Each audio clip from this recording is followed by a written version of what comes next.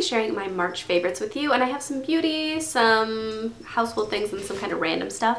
And I just want to go ahead and share it with you. So I'm going to go ahead and start with the beauty stuff first. The first thing that I have is a foundation that I've absolutely been loving. I did a review on this already in a demo, and I will link that down below, but it is the L'Oreal Infallible Pro Matte Foundation. Mine comes in 102 Shell Beige, and I absolutely love this foundation. I think it's amazing. It makes my skin look super, super flawless. Even if I have acne spots, it makes it look a lot smoother, and I feel like it blends in very, very nicely. It stays for a really long time. I have oily skin, and the only problem area I have is like right here around my nose, which is awesome. It is just a fantastic foundation. It is the best foundation that I have tried in a very long time, and so I've been wearing it pretty much every day since I started using it, and I absolutely adore it. So I would definitely check it out. If you are more of an oily skin person, definitely look into it because it is great. To go along with that, I've been using brushes again. I've had face brushes for a while, and I tend to use my hands instead of brushes. And so I started using these brushes, which I've had since this past summer at least. I've done a review video on them before, but these are the Diva Beauty buffer brushes. So I have like the angled buffer, the round buffer, the flat angled buffer, and the just regular flat buffer. And these are supposed to be dupes for the Sigma ones, the Sigma Kabuki brushes or whatever. And these are really, really good. I think these are like half the price. I'm pretty sure I got these for $50 some. They came with a set of smaller face brushes as well, but these are the ones I've been using, and they're really great quality. The only problem that I have with them is it takes a lot of work to clean them sometimes. Like, it takes a couple washes to get all the foundation out. But honestly, other than that, they're really good brushes. They do a nice job of blending in, and I like them a lot for the price. I would definitely look into them if you're looking for cheaper brushes. I have one more makeup product. That is the Urban Decay Naked Skin Ultra Definition Powder Foundation. I got mine in Fair Neutral. This is a really nice powder. It is pretty good coverage for what it is. So it's a little bit of a thicker powder. It's not translucent or anything like that, but the coverage is really nice. It feels really nice and soft on the skin. And this is a great powder to just make your skin look a little bit more flawless. I don't tend to do a lot of makeup when I'm not wearing a full face. I tend to either go full face or no makeup, but I went for a very light look, and I didn't use a regular foundation. I just used this on top, and it made my skin look really, really nice. Granted, that was on a day where my skin was looking better. I didn't have very many breakouts, but it was awesome to be able to use this and still feel like my skin felt nice and flawless, even though I wasn't wearing a lot of makeup. So this is a really great powder. If you're looking for a more luxurious powder to splurge on a little bit, I would definitely recommend this one. I feel like it looks nice over full foundation. It also looks nice on its own. Next up, I have a face wash that I tried recently that I was surprised by how much I liked it. I got the Origins Checks and Balances Frothy Face Wash from a sample from Sephora, and this is a really great face wash for my oilier skin. So I don't use this all the time necessarily, but I use it a couple times a week, and it just balances out my skin so that my nose isn't so oily, and it just makes my skin feel really nice. I was surprised. So I recently got an Origins set that was from Sephora because it was like a free perk or whatever. It was one of the codes you entered in, and I really, really like this. So at some point when I run out of those two samples, I will probably buy a full size, but I feel like these will last me for a while because I definitely cannot use it every day because I think it would dry my skin out. The last tangible item that I have is the Better Homes and Gardens Tranquil Garden Spa Scented Wax Cubes. These I get from Walmart. I think this big like 12 cube pack was $5 or something like that, but this scent is really, really good. It smells fresh and sweet at the same time, and it just makes me really happy. So for the price, I think that these are really great. If you haven't checked these out before, I definitely would recommend them because they smell really nice.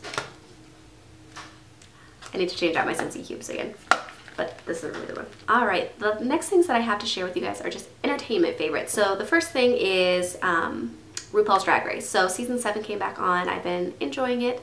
I'm kind of irritated because my favorite queen got kicked off already and shouldn't have gone home, but that's okay. Anyway, RuPaul's Drag Race, and I'm actually getting to go back and rewatch old seasons. So we start with season 4 and 5 because my fiance is actually watching it with me, which is exciting because I love that show. We also went to go see the RuPaul's Drag Race Battle of the Seasons live, which was here in town a few weeks ago, and that was really, really fun to go see. I am too old to stay up that late. The show started at 10, and I was like, my eyes were getting heavy by 10:30, but it was really fun to see. I really enjoyed seeing Alaska live and Adore live, and it made me like them a lot more. Like, I already liked them, but it made me like them a lot more to see them actually perform live, so that was really interesting.